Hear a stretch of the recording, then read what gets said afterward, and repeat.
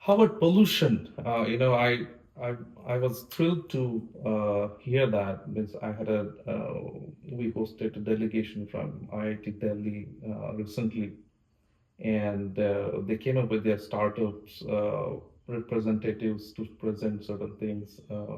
And one of the interaction was based totally on this pollution. Uh, so how are we doing? It sounds like they can't even. So as a matter of fact, we were having a dinner at the table after the session, and the person who brought that delegation, I could hear his breathing, and I was like, "Are you okay? I can hear you because you are sitting there, and say this is the blessing of Delhi pollution." And I was surprised. I thought, wow, means you are not working in the grounds. You're working in the office, a space which has like AC and everything. But the effect of it, it's so serious that people can't even breathe properly. And True. maybe that is why they are going electric 100%. I don't know, but Yeah, that there is are the reason. multiple reasons for this. Mm-hmm. So, first of all, we need to go with our Desi solutions. Mm-hmm. And I'll get to why the Desi solutions and how this can reduce the pollution. Mm-hmm. But for that, let us try to understand a few numbers. We have one geographical disadvantage Mm. is that the whole Bharat, that area is more like a ball. Mm. There are oceans on three sides, Right. but there are large Himalayas which act as a barrier. Mm. There's a huge wall. So nothing leaves the place. Mm-hmm. The good side of that is we have nice rivers, we get Mm. monsoon, we get rain, we get all of those things. Mm-hmm. But also, if there is any kind of this kind of a smog and smoke and all of that, they don't leave that easily either, Mm. right? So we need to have a different solution. We cannot have the solution that other countries have it Mm. because there they can create all the pollution and it leaves the place, Mm-hmm. right? Ours is little more enclosed. Mm. So traditionally we had our own solutions. But that said, where does this pollution come from? Like I had mentioned earlier, 50% of the pollution comes from the development, the construction work, and any developing nation is going to have that. Right, right. So that is inevitable. Mm. Even America had it in the past during Mhm. industrialization. Europe had it. Mhm. All the countries went through that phase. Even China was at its peak. And as it plateaus, after you reach a certain threshold in your Mhm. plateau, the pollution will start reducing. Mhm. So that is 50% of it. Mhm. So the remaining 50%, these are the issues. About 20%, 27% comes from the vehicles. Mhm. So that is one factor that we can control. Mhm. In that 27%, substantial portion of it, in fact, majority of it comes from the old vehicles who still are not compliant with the pollution standards. Mhm. So as the government comes up with newer standards, and in the last 10, 15, 20 years, they try to bring in new standards. Mhm. I think they call it as Bharat 4, Bharat 5 or some standards like that. Mhm. Technically, those standards are much better than even the European standards. Wow. But what are you going to do with the old vehicles? Mhm. In Bharat, you can find really old vehicles. Mhm. In fact, some friends tell me they can still spot two-stroke engines. Oh yes, I am aware about that. Right. Yeah. So that does produce in that 27%, substantial portion comes from there. Mhm. So as they enforce the electric vehicles and the new standard low emission vehicles, Mhm. I think we'll start cutting down on the 27%. Mhm. The third factor is about 17% of which comes from the stubble burning and other things. Mhm. And the other related few agricultural related things. Mhm. Now, what is the issue with that? Traditionally, we never had that kind of an issue because let's try to understand these other numbers so you get the right perspective. Mhm. In Bharat, we had in 1950, our population was about 350 million. That's it? In 1950. Oh, okay. 1950 was 350 million, and we had about 150 million cows. Wow. All right. In 2026, or give or take, whenever they took the census in the last few years, the 350 million population has grown to 1.5 billion. But the number of cows have gone from 155 million to 195 million, little less than 200 million. We haven't even touched 200 million. Wow. All right. Mm. Buffaloes are about 50 million or so, but These are the numbers, like Mhm. 150 million to 200 million. Mhm. But the population went from 350 to 1.5 billion. So the cows to the human ratio was roughly about 1.2, 1 to 2. Sorry, 1.1 is to 2. But today it is close to 1 is to 7.5. All right? That produces multiple issues. In the past, all this agriculture, now we have more that we produce, and we have to produce faster, and all the other factors, because you have to feed 1.5 billion mouths.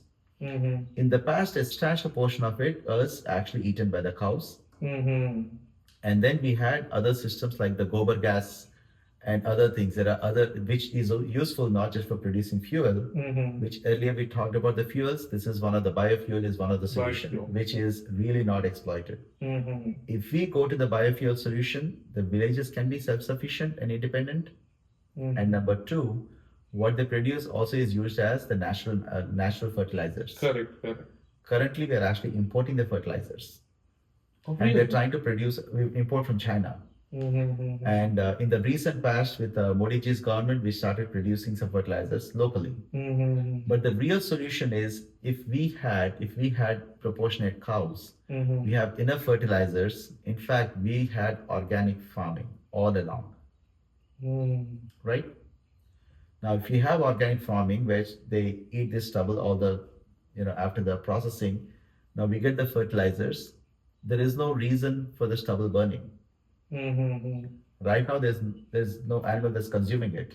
Not Yeah, many of that's the why data they cellulose. burn around Delhi and the Haryana. That's So, what the news Yes, says. even though they're agrarian societies, there isn't. You see, as the proportion fell down, we started seeing ours is an agrarian society. So when the number of cows came down, all of our native solutions started falling apart. If we can increase that, then we have the biofuel, we have natural fertilizers, and three, our cows, the actual milk production.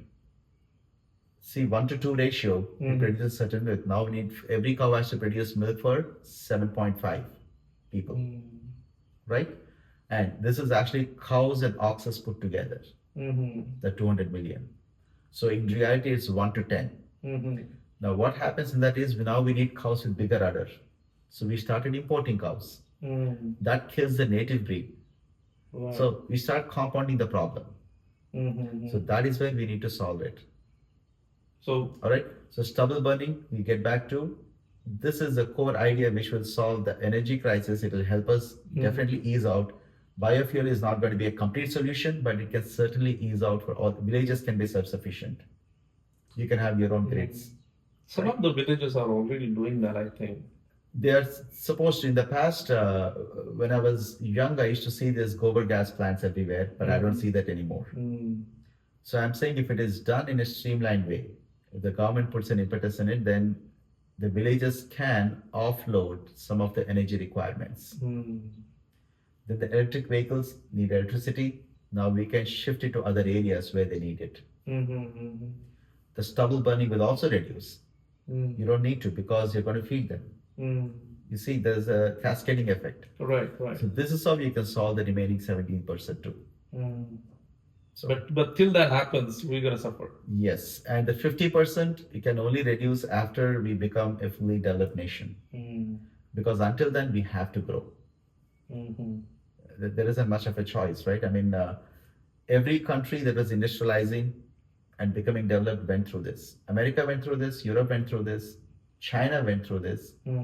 And it's almost like after they're done building everything, dusted themselves, and now they cannot turn around and say, wait, you're still constructing? You're producing a lot of pollution. Not really. You did all the work in the past. Right, we've been through that phase. We started doing that now. So that 50% cannot be reduced.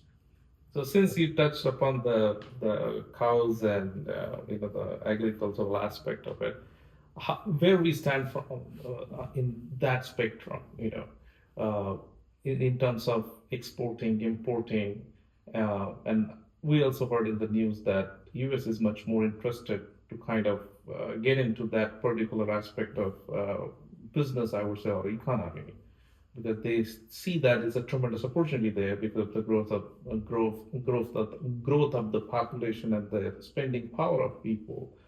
How you see that? Spending for agriculture?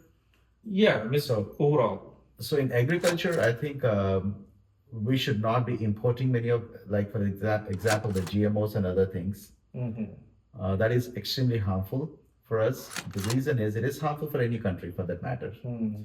The reason is, a culture or a civilization, it can die in one generation. If in one generation doesn't learn anything about their past, by next generation they won't know anything, Mm-hmm. right?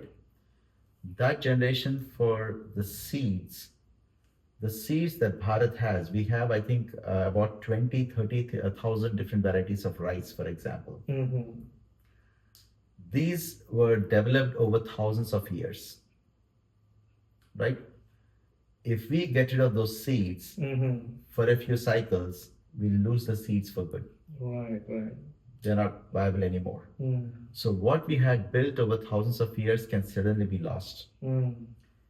The GMO seeds uh, for companies such as Monsanto and others, Mm-hmm.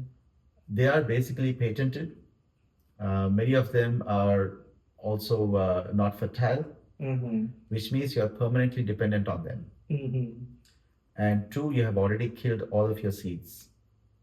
You don't have any left. Right. I think somewhere in, I forget, in Singapore or Indonesia, where they maintain the seed bank. Mm-hmm. In fact, it was Bharat contributed a lot towards that. Really? We initiated, and most of our seeds are stored there. But we need to have that kind of a seed bank, an elaborate one, where we can store all of the seeds Mm. and to maintain them. In South America, they tried to do the same thing, where the Monsanto and others, they stepped in. Now all the native seeds are gone. Mm. And now they're permanently dependent on these companies, the commercialized ones. Mm-hmm. Mm-hmm. Then essentially that's a choking point. Food is a choking point. Mm. A country always need to be self-sufficient. If they are not, they're not viable. Mm. I can give you one more example, which you'll probably see it in the coming years. So Taiwan had a Republic of China, what is Taiwan today? It had about 20 to 25% of the agrarian land. Mm-hmm. It used to make its food. Today it's less than 5%, probably around 2 3%, Mm-hmm. right? So it seems very well developed nation. Mm-hmm. You have all the skyrocketed, the sky, some Big buildings, structures, yeah, huge big, huge structures. structures, Mhm. nice roads, you have everything, right? Mhm. Skyscrapers. But the issue is it imports its food Mm-hmm. completely. Practically, the whole of the food is coming into Taiwan. They export like 90% of all the semiconductors come from Taiwan, Mm-hmm. but they import the food. Let us say if China were to have a war with Taiwan, Mm-hmm. if they simply choke the sea routes, Mm-hmm. nothing comes in. I can assure you, Taiwanese are not eating their chips to fight. Mm-hmm. They need food, Right. Right. right? That is, even though it seems like a great development, it is not a proper development. Mm-hmm. A large nation like Bharat cannot afford to do that. Mm-hmm. It needs to have a complete, more than energy independence, food security is number one. Correct. Correct. And then comes the energy independence. Mm-hmm. So, for food security, we should be fully self sufficient. Yes, we can import things, all the exotic things. We used to export spices, we can import a few things here and there. That's not a problem. Mm-hmm. But again, the capability versus importing, Mm-hmm. we should not lose the capability Right. Right. because we were an agrarian society, Mm-hmm. which means we were always, the food security was always there. And that civilization is built on that. Mm-hmm. Because most of the civilizations, cultures fall apart during famines Mm-hmm.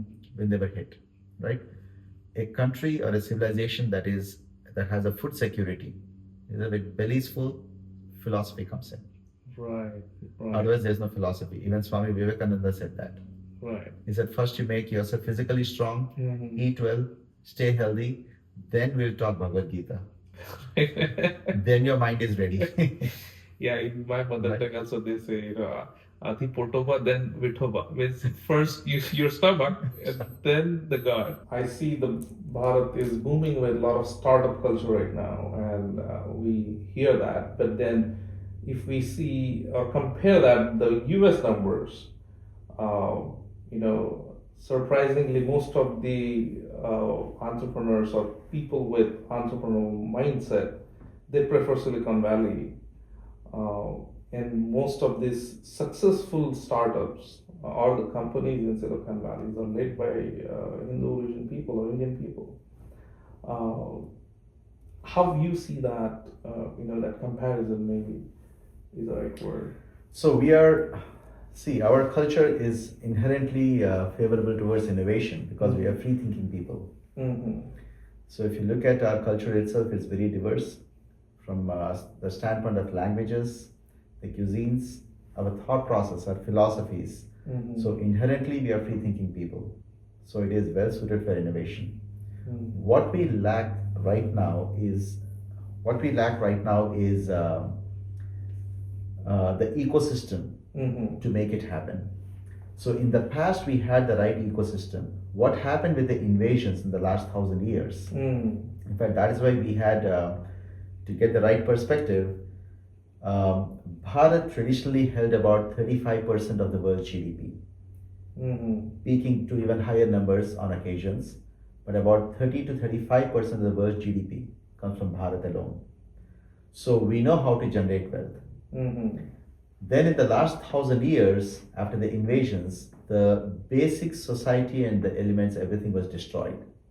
The amount of wealth that Britishers stole, the initial estimates were at around $45 trillion. But there's another institute which did a little more research and deeper into it. It's Oxfam, and there are many others too. They said it's close to $65 trillion. Wow. Right? Now we can talk about all the innovation here in West and especially in Britain and other places. But Britain economy currently it has a 4 trillion GDP. So if this 65 trillion were to be put in a bank and compounded annually, then Britishers have a revenue of close to 1 trillion. If they do not do anything at all, just sit and do nothing at home, this wealth would have lasted for 100 years. That's the amount of wealth they stole from Bharat alone. Wow. All right. But Britishers decided to do something about it. And they brought it down to a $4 trillion economy. That's the ecosystem they built with it, with all the stolen wealth.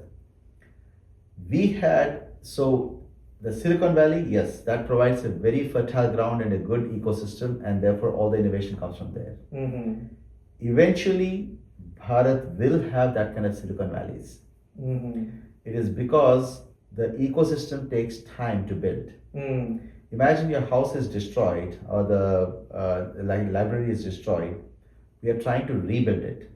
Right. Yes, there are places where the libraries are good, the houses are good, and therefore currently we are doing all the development there.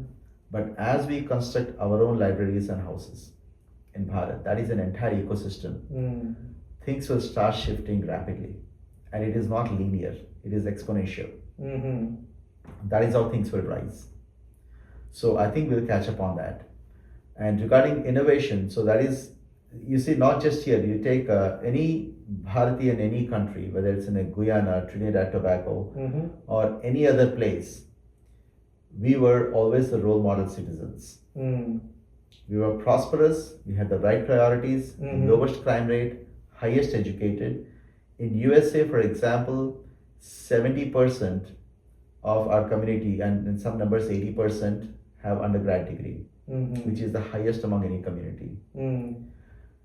Even in USA, in comparison to the averages is around, it can be around 30-40%, say for PhDs and others. Our numbers are, all the undergrad, our numbers are 30-40% for even the PhD and advanced degrees, masters and PhD. Is also 30 to 40%. The averages in USA is close to around 15-20% for that.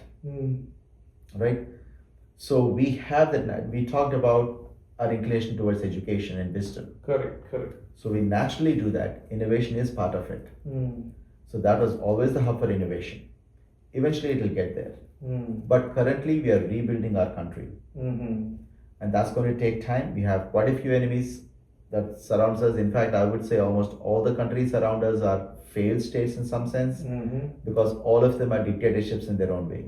Right. Whether it is Pakistan or China, all of them are dictatorial countries.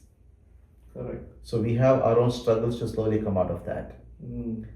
But eventually we'll get there. In AI too, by the way, we are, I think, most rankings show that AI, we are ranking third at this time in terms of the innovation and number of AI startups. Wow, that's nice.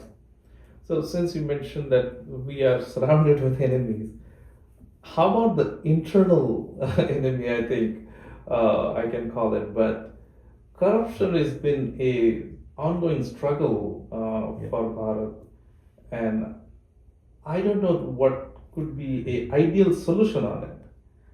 All right. Yeah. So the corruption issue is, how does corruption even come in? Mm-hmm. If you look at history, there are two main reasons for us. One is poverty does bring corruption. Correct.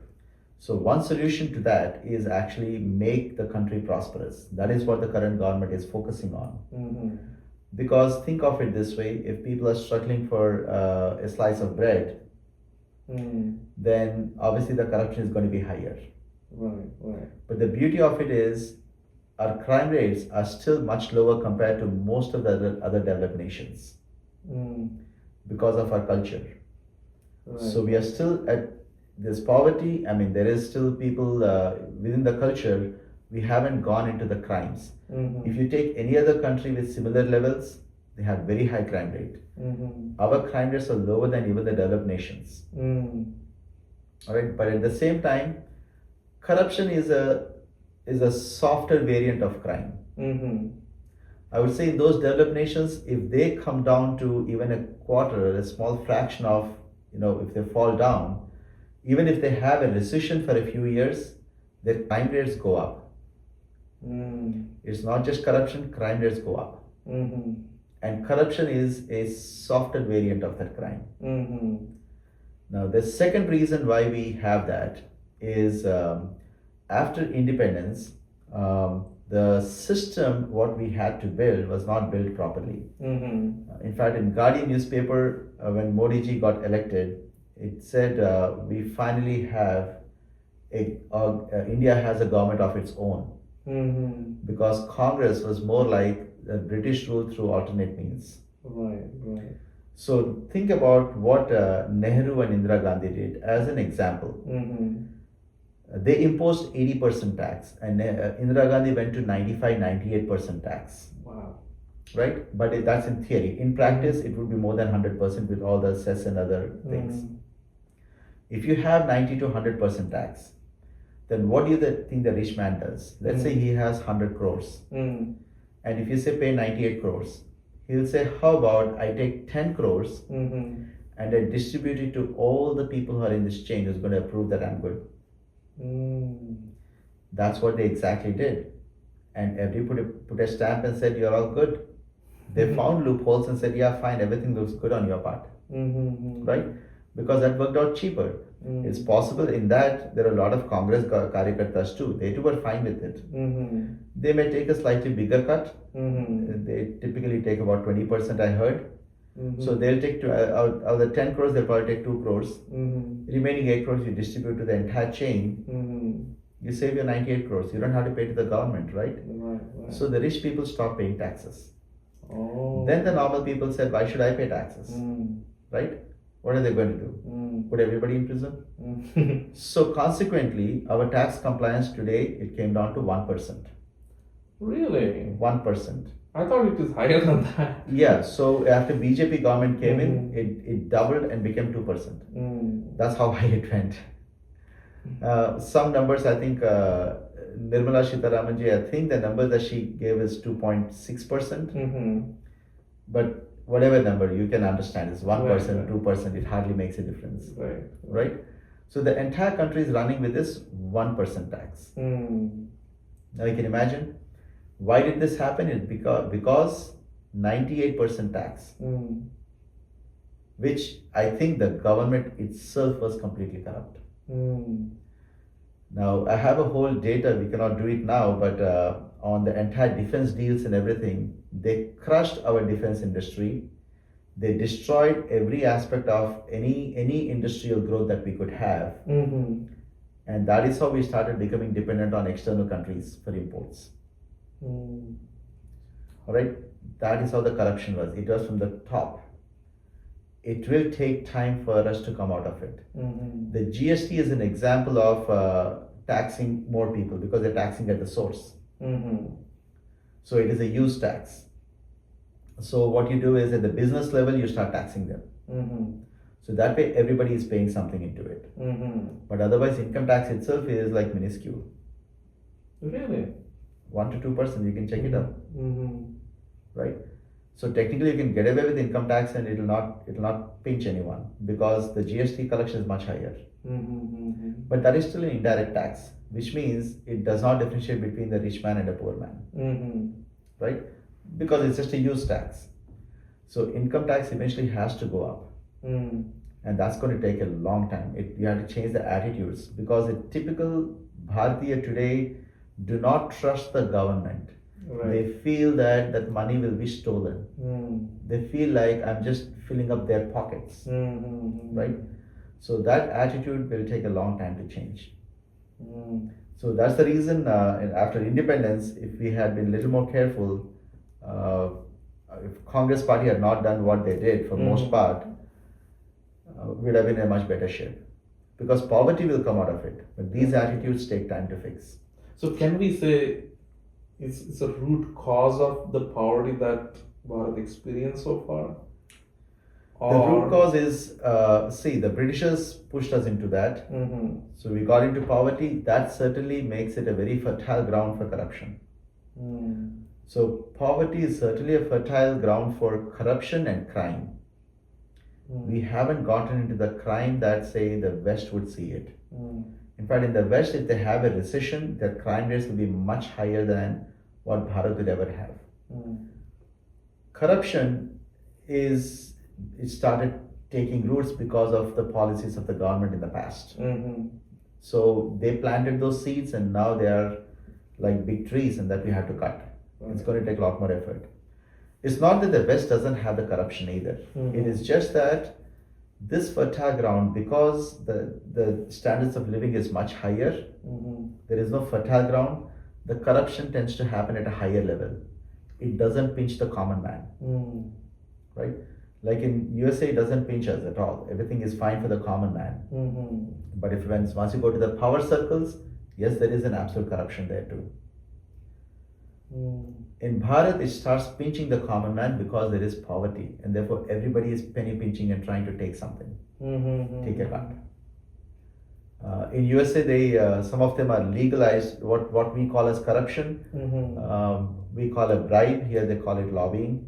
So just using a nice words doesn't change things. Fancier words. It's a fancier words, but ultimately it's the same thing that they do. And the privatization is basically instead of the government, somebody takes a bribe and gets the job done. When they privatize it, the private person takes the money more legally in a proper channel. He pays the taxes and get it done. So there are ways of solving it. Ours is a socialistic system that also adds to the corruption, the socialism. So these are the factors that we have to overcome eventually.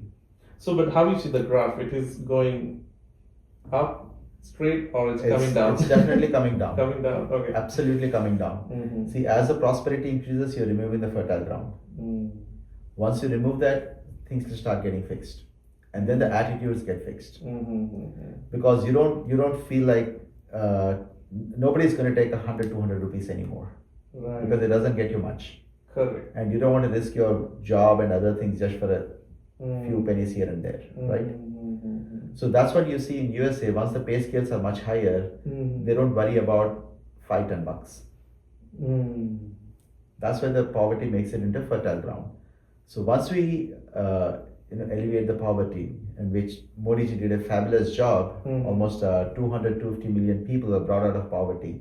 This was mentioned by many prime ministers and presidents across the globe, like the French president. Correct. He mentioned there's so many others said that. It's a well-known fact. So that's why it is very important. That's what the government did. So now you see how the corruption levels will start dipping.